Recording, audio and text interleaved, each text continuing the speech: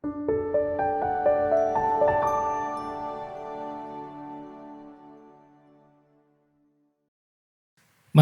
edifikasi minggu ini adalah jalan anugerah. Ada jebakan yang perlu kita tahu saat kita melakukan disiplin rohani. Disiplin rohani bukanlah tujuan akhir dari perjalanan iman orang percaya dan tidak membuat kita lebih benar di hadapan Tuhan. Bahkan tidak membuat kita lebih dicintai oleh Tuhan.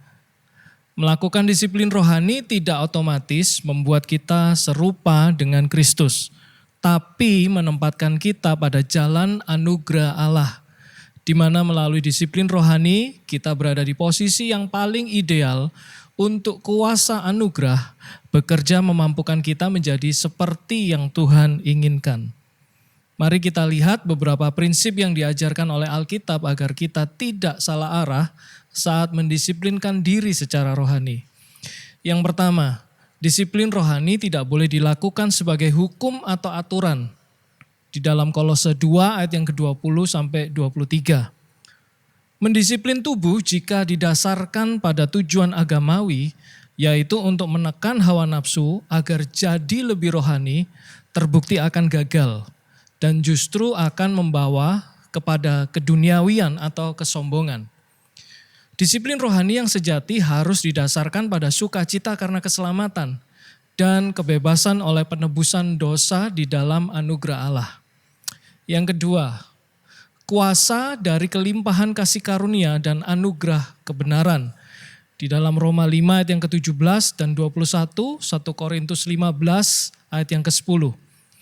Disiplin rohani menyingkirkan penghalang dalam diri kita supaya kasih karunia mengalir secara berlimpah, sehingga kita dimampukan untuk hidup dalam kebenaran dan menerima kuasa di dalam Kristus.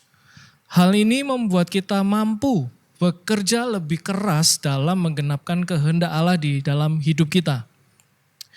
Yang ketiga, menuai hidup kekal dengan disiplin melakukan yang baik.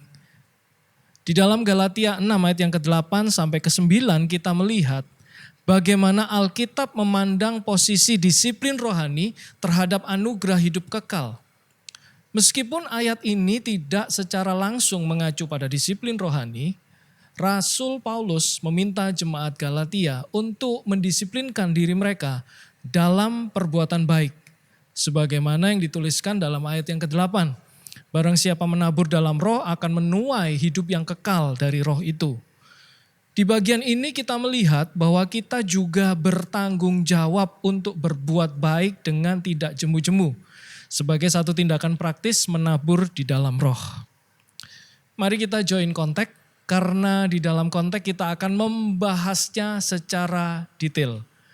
Tuhan Yesus memberkati.